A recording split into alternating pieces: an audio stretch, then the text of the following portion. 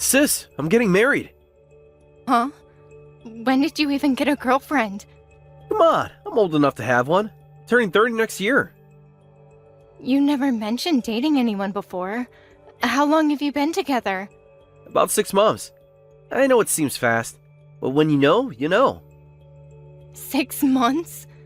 That is pretty quick to decide on marriage. I wanted to tell you earlier, but you're always so busy with work.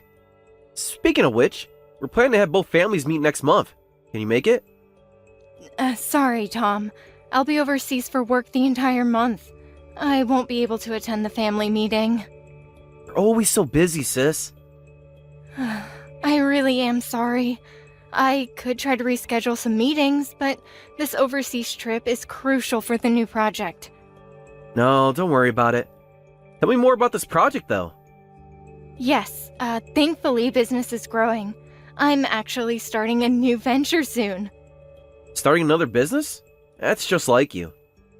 The market opportunity is too good to pass up. Plus, it could help create more jobs. Never stop working, do you? Well, we'll have the family meeting without you then. I feel terrible about missing it. What's your fiancé like? She's amazing. She works at a design firm. I think you two would get along great. I'm really sorry. Don't worry about it. I know how busy you are. I was just asking on the off chance you could make it. At least let me treat you both to dinner when I'm back. I want to meet her properly. That would be great. She's actually interested in what you do for a living too. Send my regards to our parents and your fiancé. Okay, I'll let you know about the wedding date early so you can definitely come.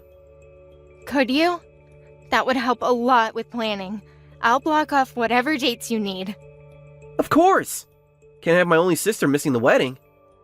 Yes, I'll definitely be there. It's my dear brother's wedding after all. Maybe you'll even find someone there yourself. Let's focus on your wedding first. Well, I need to get back to work. Congratulations on your engagement, Tom. Thanks, sis. Don't work too hard. I'll try. Keep me updated about the wedding plans. Why didn't you come to the family meeting today? Don't you want to celebrate your brother's marriage? Who are you? I'm Rachel, Tom's fiancé. And you're Sarah, Tom's sister, right? Oh, Tom's fiancé. Nice to meet you. And yes, about today's family meeting. I'm really sorry I couldn't make it due to work. Tom gave me your number. I wanted to reach out personally since you missed the meeting. That's thoughtful of you. I really did want to attend. What? Work isn't the real reason, is it? You're unemployed. That's why you didn't come. Excuse me? No need to hide it. I understand being embarrassed. I'm not sure where this is coming from. You were too ashamed to come because you're unemployed. Your brother Tom is getting married while you're still single. And worse, you're unemployed, at rock bottom in life. You didn't want to feel pathetic, so you didn't come. I'm right, aren't I? Wait, what's going on here? Why are you saying I'm unemployed? I have a job. Tom already told me everything. No need to keep pretending. What are you talking about? What exactly did Tom say? You don't need to lie anymore. Tom told me you're unemployed. What? Tom said that. I asked Tom a while ago what kind of work you do. He said, "Oh, my sister does various things at her own pace." And that's right, I do various things at my own pace. I run my own company and pursue whatever interests me. Running your own company? That's a creative way to say unemployed. I assure you, I am employed.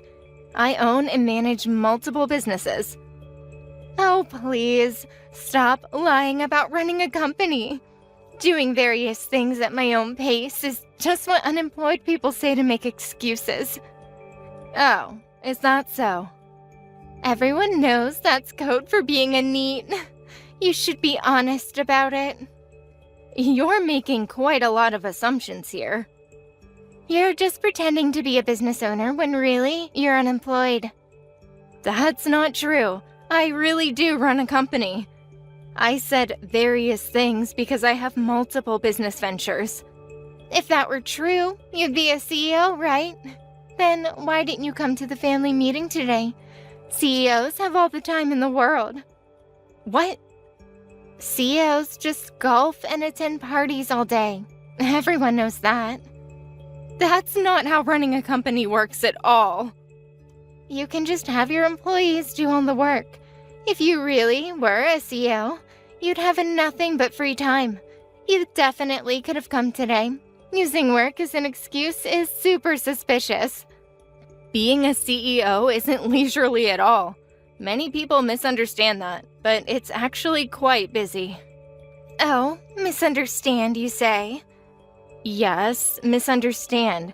You seem to have a very inaccurate view of what CEOs do. Then explain, what keeps you so busy? Well, I make all the final decisions and I take full responsibility. I work harder than anyone else in the company. I truly am sorry I couldn't make it to the meeting, but I really had a packed schedule and had no choice but to miss it. I definitely won't miss the wedding, though. Anyone can say that. Where's your proof? I don't need to prove my career to you. Shut up! You unemployed NEET. Stop trying to cover up your obvious lies. Excuse me? Tom deserves better than having a failure for a sister. I think you should be careful about making such accusations.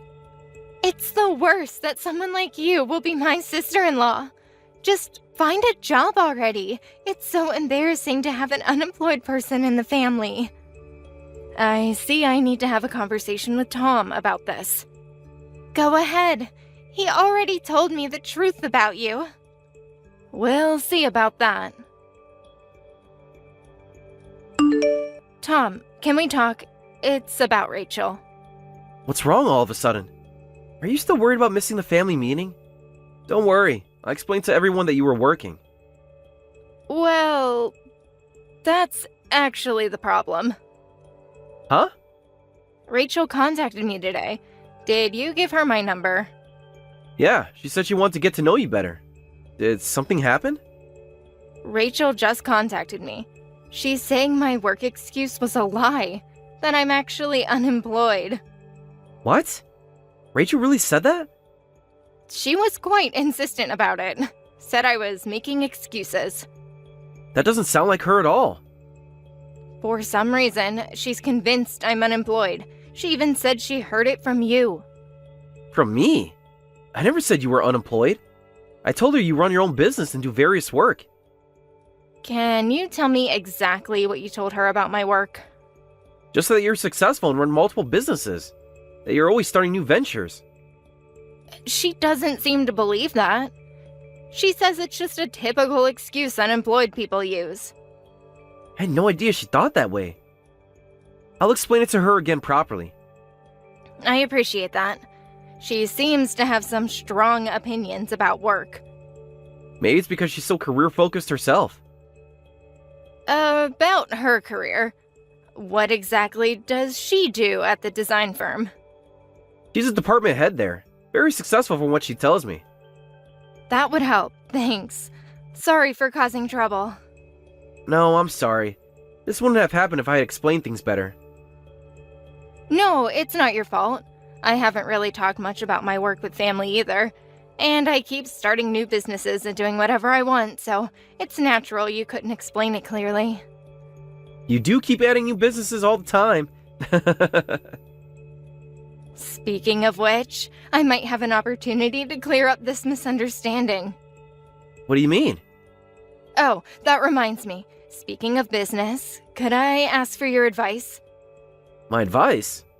For my new venture, I'm looking for a design company.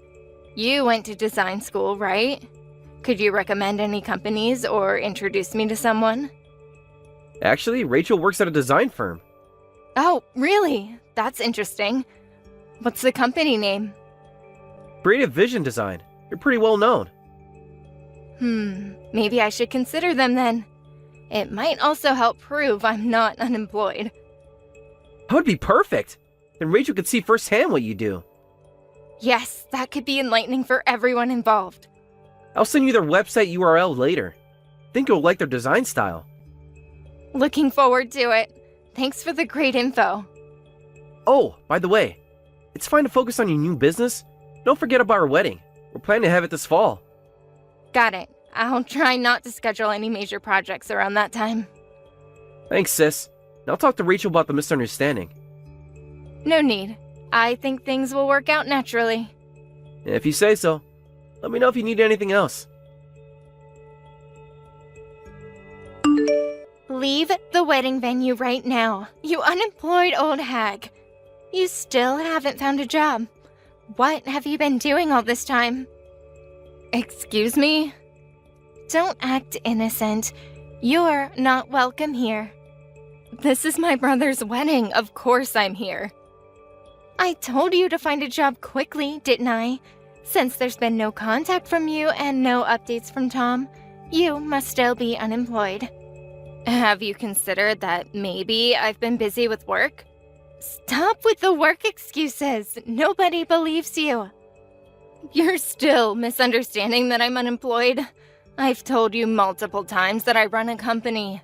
Tom explained it to you again, too, didn't he?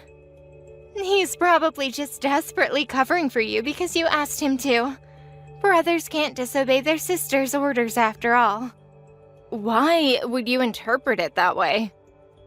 Because it's obvious. No successful person would miss family meetings. That's not how business works. I don't want someone unemployed celebrating with us, so please leave the wedding venue right now. No way. I want to celebrate my dear brother's wedding. You'll ruin everything with your presence. This seems excessive, even for you, Rachel. I don't want someone at rock bottom like you at the wedding venue. My parents and important friends are coming today. Even a CEO from one of our client companies is coming. I don't want to be embarrassed because of you. Oh? A client company's CEO? Yes, that's right. My workplace recently started doing business with a new company. And apparently, their CEO is coming to my wedding. My boss told me absolutely not to make any mistakes today. Is that all your boss told you? Huh? What kind of question is that? I don't understand what you mean. You seem very concerned about the CEO's attendance. Of course I am. This could be huge for my career. Don't you find it strange? Why would a CEO from a client company, who isn't even your direct superior, go out of their way to come? I don't know about that, but surely it's because I'm such an excellent employee. Really? Well, obviously, my work is highly valued there. What exactly do you do at the company? I haven't met the CEO directly yet, but the other day they came up to our office for a meeting, and I served them tea very politely. They must have been impressed by how delicious the tea was. Do you really think that's the reason? Someone unemployed wouldn't understand the depth of tea serving work. Anyway, please leave now. You probably can't even afford a wedding gift, so it's better if you're not here. What? I bet you spent all your savings already. It's pathetic. You seem very concerned about money and status. Hurry up and leave before the wedding starts. The client CEO is coming, so my neat sister-in-law needs to go. We don't need poor people who can't even give wedding gifts. Thank you for the invitation. I'm honored that you were looking forward to having me at your wedding. Huh? That client CEO you're talking about? That's me. Rachel, today I'm here both as a sister and as your company's client CEO. What nonsense are you suddenly saying? It's not nonsense. Check with your supervisor if you don't believe me. Stop lying. There's no way. Sorry. I guess you wouldn't believe anything I say. So I'll let someone else explain. Though Tom's explanation didn't work either. Maybe I should ask your boss. My boss? I'll contact your direct supervisor right now. You should be getting a call very soon. After you hear that, you can decide again whether to kick me out or not. You're bluffing. You have to be bluffing. We'll see in about 15 minutes, won't we? So, everything you said was true. I just got a sudden call from my boss, and they were really angry. They said, "What are you doing to CEO Sarah?" Now, do you finally believe it? That I really run a company, and that I'm your company's client? This can't be happening. There must be some mistake. No mistake. I'm the CEO you were so worried about impressing. I don't want to believe it, but I have no choice now. But how? Tom told me you were unemployed. No. Tom never said anything like that. You just misunderstood on your own. How did you interpret doing various things at her own pace as being unemployed?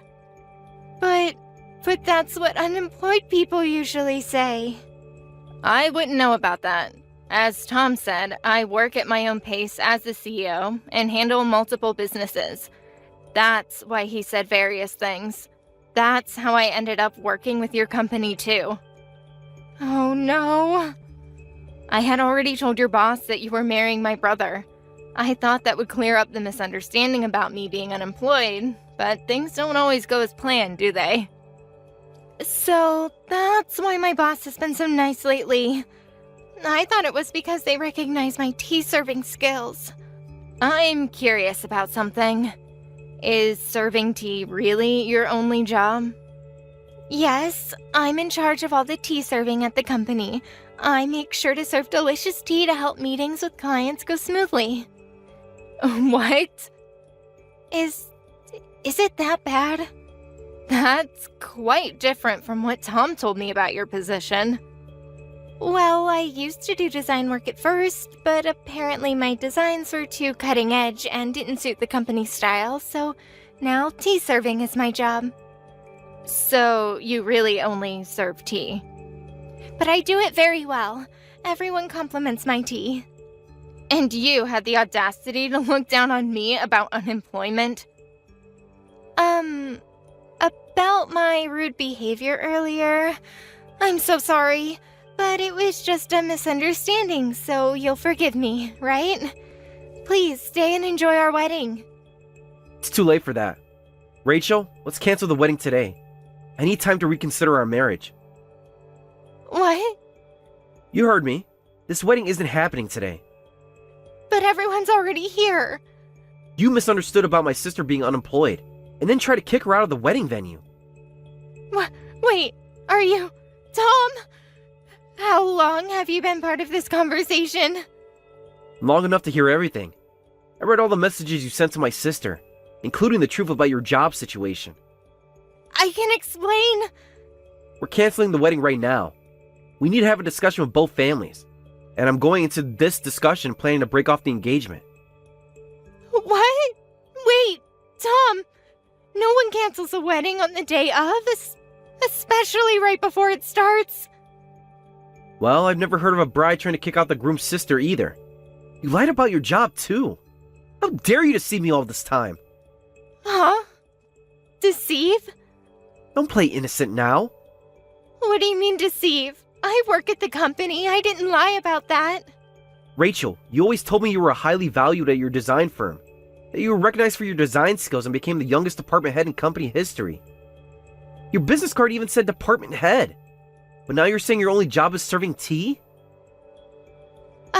Well, that's... Would you mind telling me your real salary and job description again? What? My salary too? Yes, your salary.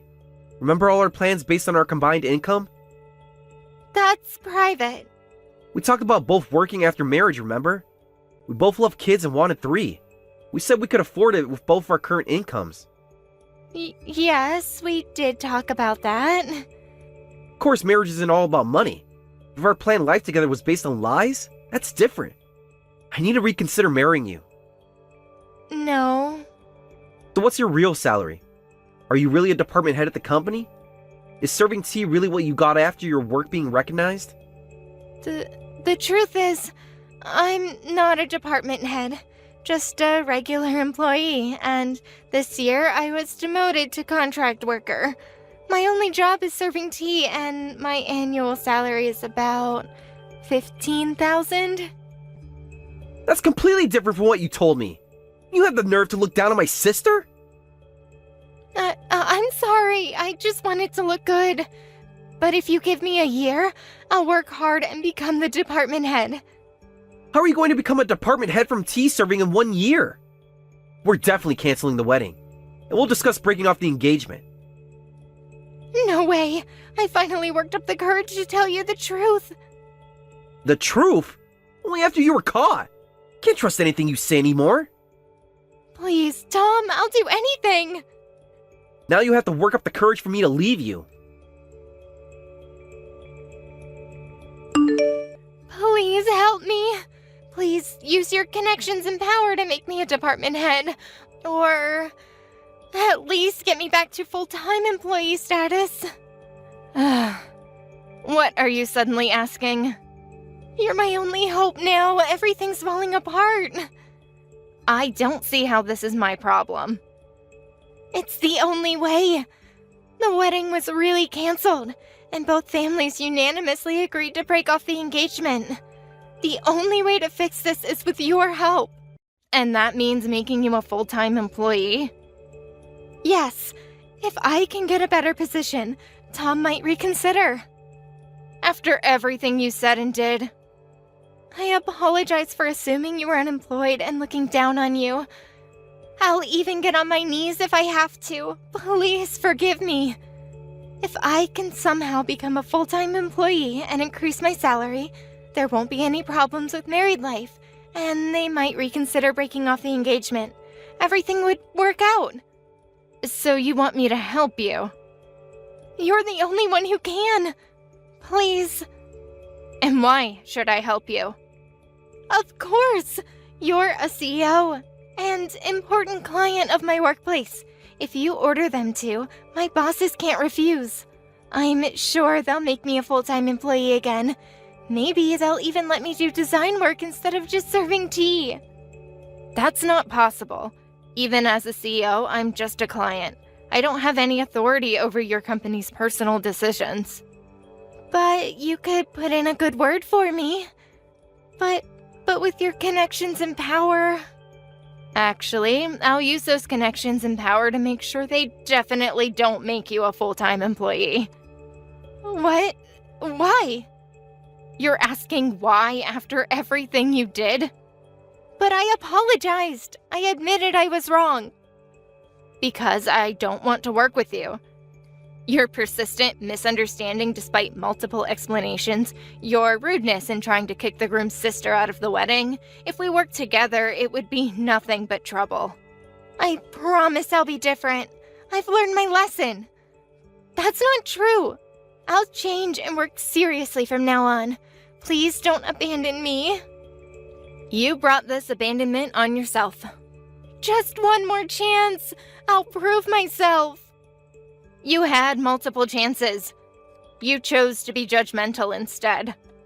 But without your help, I'll lose everything. Well, I have lots of work today, so I'll be going now. If you want to marry Tom, figure it out yourself. Wait, please. I'm begging you. Goodbye, Rachel. I'll do anything. Please respond. Sarah? Please. I heard that Rachel was soon fired from her company.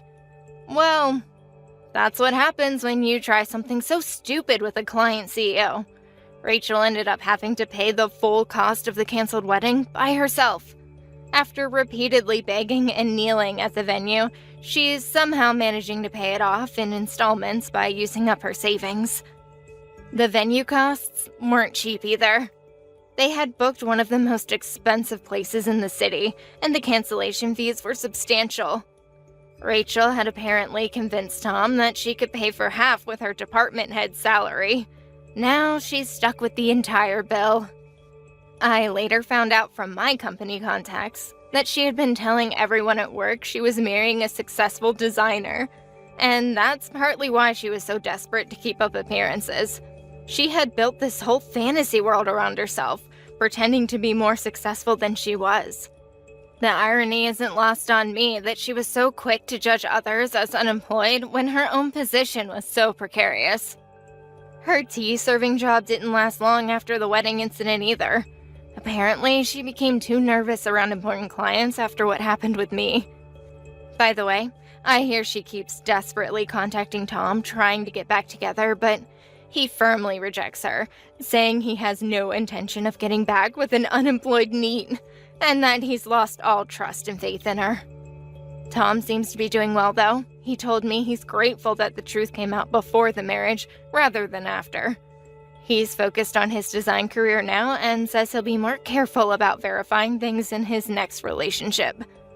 As for me, I did end up working with a different design firm for my new venture, one that doesn't hire people based on their tea-serving skills.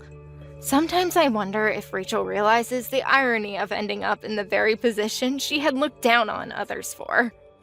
The last I heard, she's still sending messages to Tom every few weeks, but he's blocked her on every platform. She tried to reach me a few times too, but I think she finally got the message when none of her pleading emails received any response. I suppose some lessons have to be learned the hard way. Thank you for watching till the end. If you felt good about this video, like the video. If you didn't like it, let me know why in the comments. Subscribe too. Your likes and subs lead to our motivation. We have so many videos on our channel as well, so go ahead and take a look. See you in the next video.